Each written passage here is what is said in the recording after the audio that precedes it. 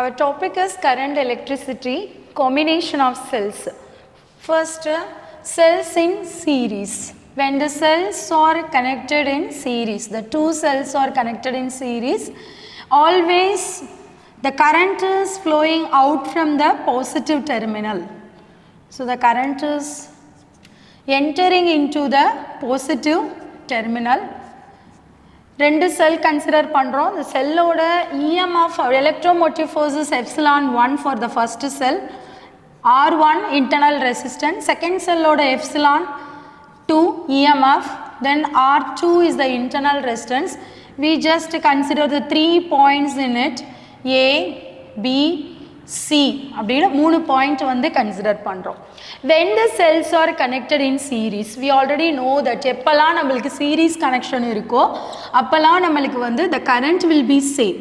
Series connectionல current வந்து சேமா இருக்கும், the potential will be differ அப்படினு நமக்கு தெரியும். So first cellக்கு across இருக்கக்கூடிய potential, the potential across the first cell is VAB. The potential across the second cell is VBC அப்படினு எடுக்கிறோம். So we already know the formula. V is equal to epsilon minus IR. So இதில் வந்து நம்ம IR அப்படின்றது நம்மளோட Rன்றது internal resistance. So first நம்ம ABன்ற இந்த டெர்மினலுக்கு இடையில இருக்கக்கூடிய potential difference வந்து எவ்வளோ இருக்கு? It is a potential difference across the first cell. So இந்த ரெண்டுக்கும் இந்த first cellல இந்த ரெண்டு பாயிண்ட்டுக்கும் இடையில இருக்கக்கூடிய potential we are going to write VAB. So VAB is equal to V of A minus V of B, that is equal to epsilon 1 minus current is same I or 1. Then VBC, the potential across the second cell. Second cell across இருக்கக்கூடிய potential VBC is equal to V of B minus V of C is equal to epsilon 2 minus I R2. Now we are going to find out the potential across the point AC. AC க்கு across இருக்கக்கூடிய potential என்ன அப்படின்றத find out பண்ண போறோம். So the potential across AC is equal to V of A minus V of C. So if we add these two, இந்த ரெண்டையும் நம்ம add பண்ணோம்னா V of A minus V of B plus V of A minus V of C. So add பண்ணும்போது நம்மளுக்கு V of A minus V of B plus V of B minus V of C அப்படின்னு கிடைக்கும். So we are adding V of AB plus V of BC. So VB வந்து நம்மளுக்கு cancel ஆயிடும். So if we cancel that, what will get the remaining term? Our remaining term is V of A minus V of C. So இந்த ரெண்டையும் நம்ம add பண்ணலாம். So எனக்கு V of AC வேணும்னா இந்த ரெண்டு டேர்மையும் நம்ம add பண்றோம். So epsilon 1 minus I R1 plus epsilon 2 minus I R2. So இது ரெண்டையும் நம்ம வந்து add பண்ண முடியும். So add பண்ணணும் அப்படின்னா V of AC is equal to epsilon 1 plus epsilon 2 minus IR1 minus IR2. ஐயை வந்து நம்ம காமனாக எடுத்துடலாம். காமனாக எடுத்தோம்னா R1 minus R2. This is our basic equation. V is equal to epsilon minus IR.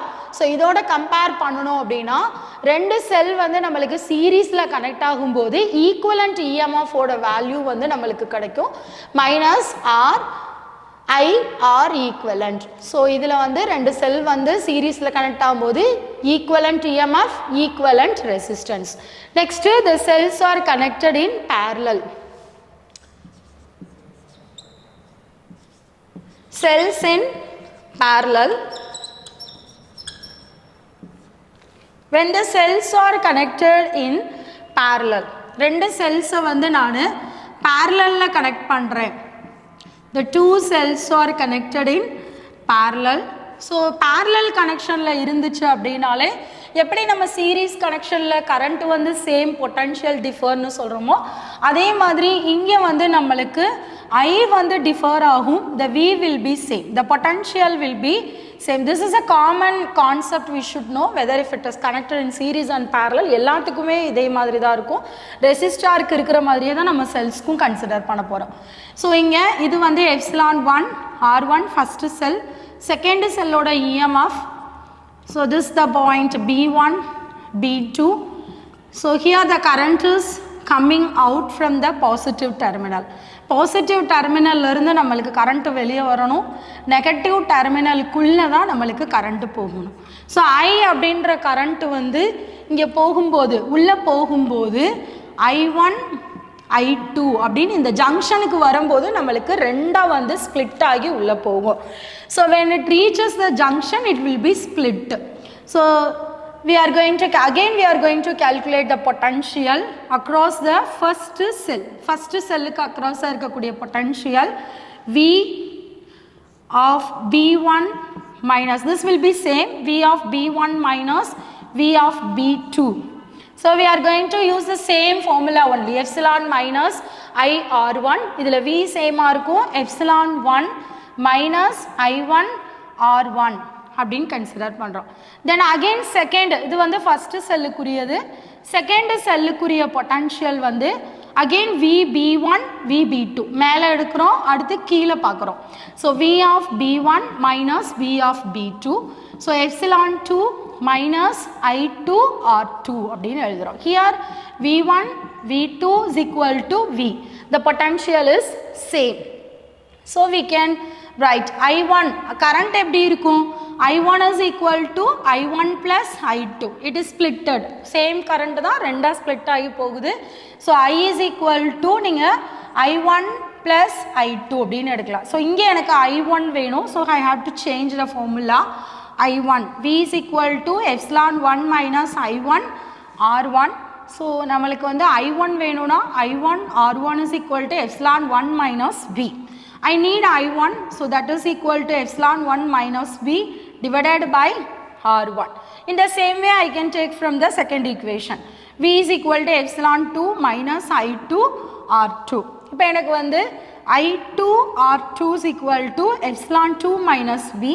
I2 is equal to epsilon 2 minus V by R2. இங்கே நம்மளுக்கு I is equal to I1 plus I2 தெரியும். I just substitute in this. I is equal to I1 epsilon 1 minus V by R1 plus epsilon 2 minus V divided by R2.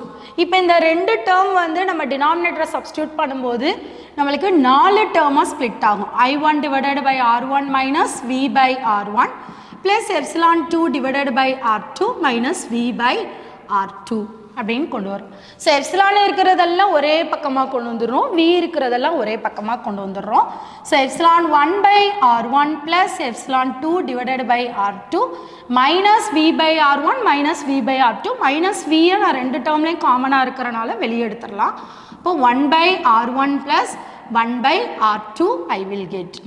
Then we can write, cross multiply பண்ணி LCM எடுக்கலாம். நம்ம LCM எடுத்தோம்னா R1 R2 epsilon 1 R2 plus epsilon 2 R1 I minus V. So இதையும் நம்ம வந்து LCM எடுத்தோம்னா R1 R2 R2 plus R1 we will get. So இங்கே நம்மளோட ஸ்டாண்டர்ட் ஈக்குவேஷன் இதுதான், V is equal to epsilon minus IR. இந்த ஃபார்மேட்டுக்கு நம்ம கொண்டு வந்தால் தான் we can compare and find the effective EMF and effective internal resistance. So அதுக்காக நம்ம என்ன பண்ணுறோம் அப்படின்னா இந்த டேர்மை வந்து இன்டர்சேஞ்ச் பண்ணுறோம். இந்த இருக்கிற டேர்மை நான் இங்கிட்டு கொண்டு வந்துடுறேன். அப்போ V of R2 plus R1 divided by R1 R2 எனக்கு இந்த சைடு வந்துடும், ஐயை வந்து அந்த சைடு கொண்டு வந்துடுறேன். epsilon 1 R2 plus epsilon 2 R1 divided by R1 R2 minus I will get. இந்த ஃபார்மேட்டுக்காக கொண்டு வரோம். இங்கே v மட்டும்தான் இருக்குது. அப்போ எக்ஸ்ட்ரா இருக்கிற டேர்மை வந்து நம்ம இந்த சைடு கொண்டு வந்துடுறோம். அப்போது v is equal to epsilon 1 r2 plus epsilon 2 r1 divided by r1 r2. இங்கே வந்து நம்மளுக்கு மல்டிப்ளிகேஷனில் இருக்கிற டேர்ம் அங்கிட்டு போகும்போது ரெசிப்ரோக்கலாக போகும். அப்போது நம்ம வந்து இந்த ரெண்டு டேர்மோடையும் இந்த டேர்ம் மல்டிப்ளை ஆகும். r1 r2 divided by r2 plus r1 minus I r1 r2 divided by r1 r2 plus r1 we will get. So இந்த ரெண்டு டேர்மும் நம்மளுக்கு கேன்சல் ஆயிரும். So v epsilon 1 r2 plus epsilon 2 r1 divided by r2 plus r1 minus I r1 r2 divided by r2 plus r1. So இதில் வந்து நம்ம standard equation நம்மளோட standard equation v is equal to epsilon minus IR ஓட compare பண்ணும்போது cells வந்து parallel கனெக்ஷனில் இருக்கும்போது அதோட effective EMF-ஐயும் effective internal ரெசிஸ்டன்ஸையும் நம்மளால் சொல்ல முடியும். So this is the effective EMF. v is equal to E epsilon equivalent minus I or equivalent we can find when the cells are connected in parallel.